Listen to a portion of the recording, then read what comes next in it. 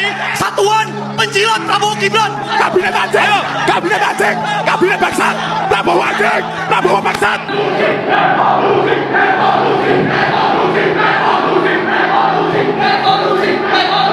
Assalamualaikum warahmatullahi wabarakatuh. Apa jadinya jika kericuan politik, isu alat pelacak, tudingan playing victim, dan panasnya perdebatan yang terjadi menjelang bulan Suro 2026 ternyata bukan sekedar kebetulan? Karena dalam kepercayaan leluhur Nusantara, ketika banyak kegaduhan muncul dalam waktu bersamaan, biasanya ada sesuatu yang sedang ditangkap oleh alam. Tanggal 15 dan 16 Juni 2026 memasuki gerbang sakral bulan Suro menjadi perhatian nasional. Pertanyaannya, apakah ini hanya dinamika politik biasa atau sasmito zaman bahwa Indonesia sedang memasuki fase ujian besar menjelang gerbang Suro 2026? Sebelum kita bedah lebih mendalam, silahkan tulis doa dan harapan panjenengan semua di kolom komentar. Dan bagi sedulur semua yang muslim, jangan lupa tulis sholawat atas berkat rahmat Allah SWT. Doa-doa kita semua terkabul.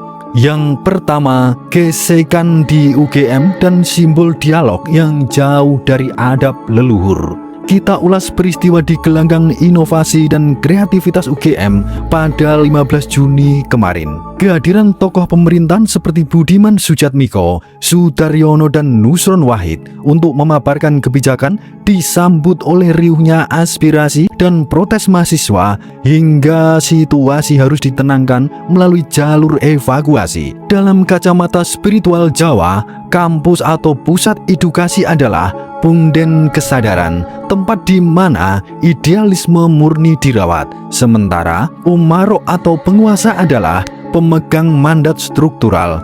Ketika kedua energi ini bergesekan secara frontal, alam sedang memberikan tanda atau sasmito. Peristiwa ini adalah simbol dari kerinduan akan dialog yang setara. Mahasiswa dengan gejolak kemudaannya membawa energi kawulo yang menuntut keterbukaan. Di sisi lain, pemerintah membawa energi tata kelola. Gesekan terjadi ketika kedua energi ini kehilangan jembatan komunikasi yang teduh. Spiritualitas Jawa tidak mengajarkan kita untuk menghakimi siapa yang mutlak benar.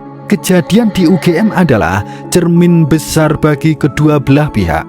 Penguasa diingatkan untuk senantiasa mengedepankan pendekatan yang asih dan mendengarkan. Sementara kaum muda diingatkan agar dalam menyuarakan kebenaran tetap menjaga kesantunan adab dan budaya. Yang kedua, isu pengawasan dan ujian rasa saling percaya. Ketegangan semakin meruncing ketika muncul isu penemuan alat pelacak pada kendaraan mantan Ketua BEM UGM Tio Ardianto, yang memicu spekulasi tentang adanya pengawasan berlebih. Terlepas dari segala silang pendapat teknisnya, secara spiritual, peristiwa ini menandakan satu hal: runtuhnya rasa saling percaya atau trust di antara elemen bangsa. Ketika rasa curiga telah menguasai pikiran, ruang publik berubah menjadi panggung yang penuh kecemasan. Orang Jawa kuno mengenal konsep memedikati, yaitu bayang-bayang ketakutan yang diciptakan oleh ego manusia sendiri ketika mereka melupakan kesejatian rasa. Isu pelacakan ini adalah teguran spiritual bagi bangsa ini. Jika kita terus memelihara pola hubungan yang saling mencurigai, di mana yang kritis dianggap musuh dan yang berkuasa dianggap penindas, maka energi Nusantara akan habis terkuras untuk konflik internal. Alam sedang mengetuk hati kita agar kembali pada esensi kejujuran dan transparansi. Waspadai rekayasa playing victim yang memprovokasi kita semua dengan pemerintah agar menimbulkan chaos di negeri ini. Yang ketiga, menatap Suro dan putaran roda karma yang mengerikan. Mengapa getaran ini terasa begitu kuat di pertengahan Juni 2026? Secara siklus spiritual, saat ini kita sedang berjalan memasuki gerbang bulan Suro. Dalam kosmologi Nusantara, suro adalah waktu perenungan besar, sebuah fase di mana alam semesta melakukan penyelarasan atau goro-goro makrokosmos. Goro-goro bukanlah kehancuran fisik, melainkan badai pembersihan energi negatif. Di saat yang sama, gaya komunikasi publik para pemimpin bangsa juga tengah diuji. Ungkapan atau diksi yang kurang selaras dengan keteduhan jiwa bisa menjadi pemantik riak di masyarakat.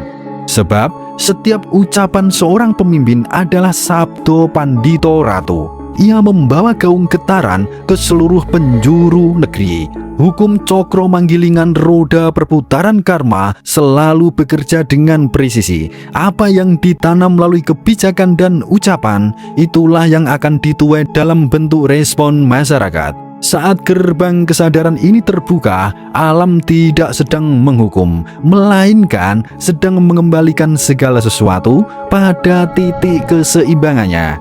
Bagian yang keempat, pesan leluhur Nusantara posisi bijak menjadi air di tengah kobaran api. Lantas, di mana posisi kita sebagai masyarakat jelata di tengah ombak dinamis ini? Inilah saatnya kita mengambil posisi yang bijak. Menjadi air yang menyejukkan, bukan minyak yang memperbesar kobaran api. Ketika elit politik berselisih paham dan ruang diskusi memanas, musuh terbesar kita bukanlah perbedaan pendapat, melainkan provokasi liar dari pihak-pihak yang ingin memecah belah bangsa demi keuntungan sesaat.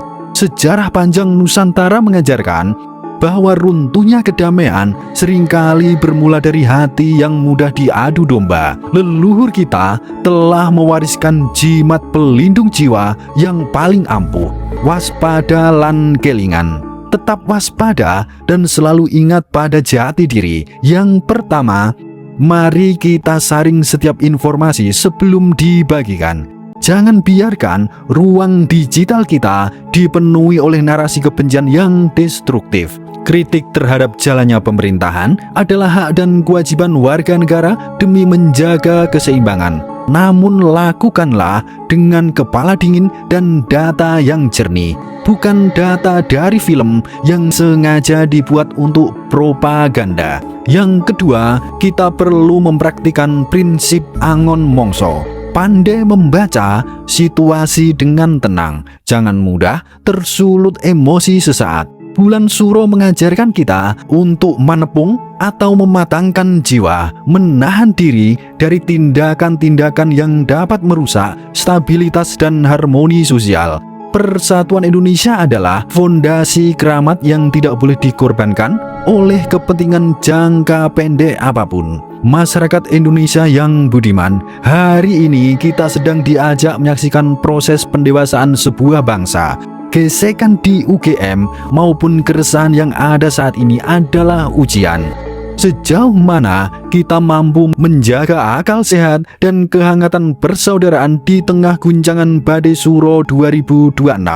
Kita berjalan melalui fase ini bukan untuk terpecah belah, melainkan untuk meluruhkan ego kabut kelam demi menyongsong fajar Indonesia yang lebih harmoni dan bermartabat. Jaga persatuan dan kawal kebenaran dengan kebijaksanaan tertinggi. Dan sekarang mulai muncul pertanda-pertanda positif. Rupiah yang mulai menguat, IHSG yang mulai naik, nasib petani Indonesia mulai membaik menuju ketahanan pangan. Jayalah Indonesia. Rahayu, rahayu, rahayu. Suradira Jayaningrat lebur dening pangastuti. Wassalamualaikum warahmatullahi wabarakatuh.